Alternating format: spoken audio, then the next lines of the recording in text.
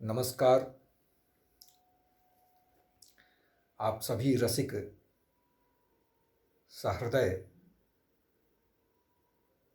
प्रबुद्ध श्रोताओं का कविता कामिनी में स्वागत है।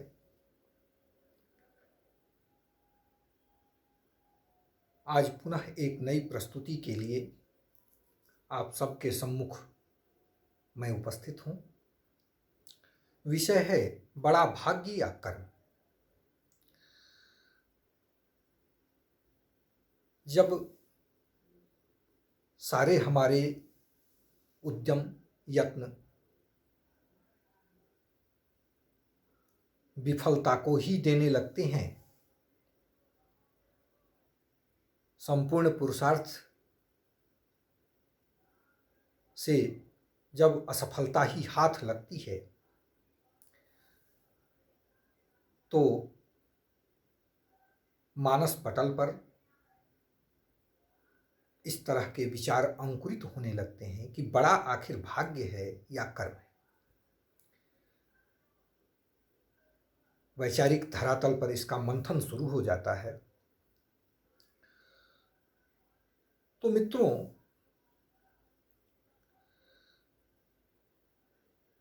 कर्म से भाग्य का निर्माण अवश्य होता है,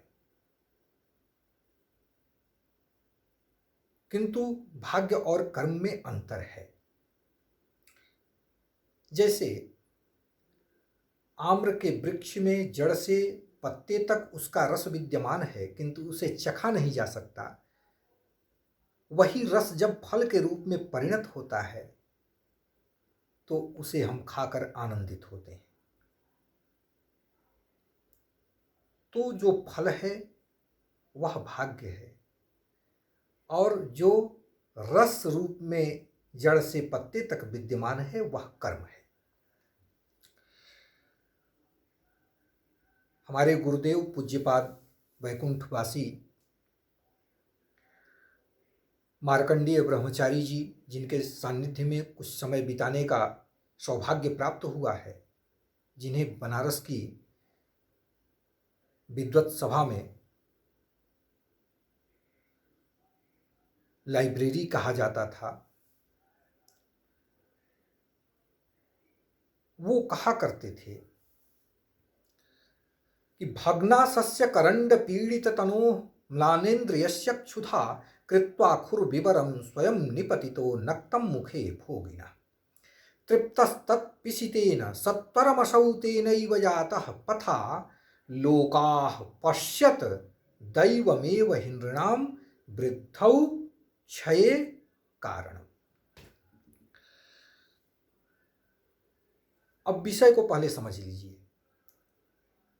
एक काष्ठपेटिका है, संदूक है लकड़ी का, जिसमें एक सर्प कई दिनों से बंद है, भूखा है। वो स्वतंत्र होना चाहता है, भोजन भी चाहता है, लेकिन कर्म नहीं कर सकता। एक चूहा है, वह स्वतंत्र है, कर्म करने की स्थिति में है, कर्म करता भी है, लेकिन परिणाम उसके अनुकूल उसको नहीं मिलता।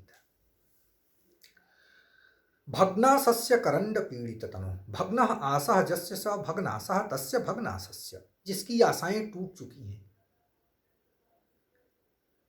करंड पीड़ित तनो, पिटारी में बंद होने के कारण जिसके शरीर में पीड़ा हो रही है। म्लानेन्द्रियस्य क्षुधा, भूख के कारण जिसकी इंद्रियां मलिन पड़ चुकी हैं। ऐसे काष्ठपेटिका का भेदन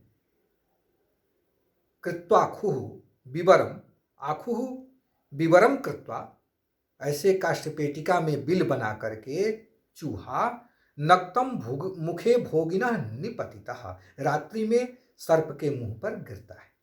अब इधर चूहा काट रहा है वहां से भोजन लेने के लिए कि हो सकता है इसमें कुछ हो, खाने की चीज मिले। कर्म किया और जाकर के सर्प के मुंह पर गिर गया। अब उसको परिणाम क्या मिला कि उस चूहे को सर्प खा लिया। तृप्तस्तत् पिशितेन, पिशितेन मांसेन, उसके मांस से वो तृप्त हो गया। और तेनैव जातः पथा, जो बिल बनाया उससे बाहर हो लिया, स्वतंत्र भी हो गया। तो संसार को यह समझना चाहिए कि मनुष्य की उन्नति में और उसकी अवनति में, दोनों में कारण भाग्य है। भाग्य इतना बलवान होता है, एक कर्म किया, बदले में उसको मृत्यु मिली, और एक कुछ नहीं किया, उसको भोजन भी मिल गया और आजादी भी मिल गई। ये कर्म और भाग्य है।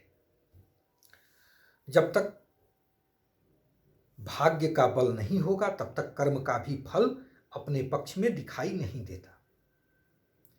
तो भाग्य का होना जरूरी है। हमारे जो सुकृत होते हैं, कई जन्मों के कर्म जब पूंजीभूत होते हैं, तो अगर सुकृत हैं तो वही भाग्य का रूप धारण करते हैं। अगर दुष्कृत ही हैं, बुरे कर्म ही मेरे हैं, तो दुर्भाग्य, यही सौभाग्य और दुर्भाग्य है। इनका बल जब मिलता है तो अगर सुकृत है तो सफलताएं मिलती हैं, दुष्कृत है तो असफलता ही मिलेगी, परेशानी ही मिलेगी। इसी तरह का उदाहरण एक हितोपदेश में विद्यमान है। शशि दिवाकर यो ग्रह पीडनम गज भुजंगमयोः अपि बंधनम मतिमतांच विलोक्य दरिद्रताम विधिरहो बलवानिति मे मति। कहा कि सूर्य और चंद्र इतने सामर्थ्यवान हैं, फिर भी ये ग्रहों के द्वारा ग्रसे जाते हैं, राहु ग्रास करते हैं। शशि दिवाकर यो ग्रह पीडनम गज भुजंग मयोरपि बंधनम। गज अर्थात हाथी और सर्प, भुजंग में सर्प, ये भी अपने आप में अद्भुत सामर्थ्य है, शक्ति संपन्न है। एक दंश से बड़ा जीव भी धराशायी हो जाए, मृत्यु को प्राप्त हो जाता है। हाथी में इतनी क्षमता है, हरे भरे वनों को कुछ ही क्षणों में तहस नहस कर डालता है। लेकिन ये भी मंत्रों के द्वारा या बंधन से बांध लिए जाते हैं, युक्तियों के द्वारा बस में कर लिए जाते हैं। गज भुजंगमयोः अपि बंधनम मतिमतांच विलोक्य दरिद्रताम। बड़े बड़े बुद्धिमानों की दरिद्रता को देखकर ऐसा लगता है कि भाग्य ही बलवान है। विधि रहो बलवा नीति में मति।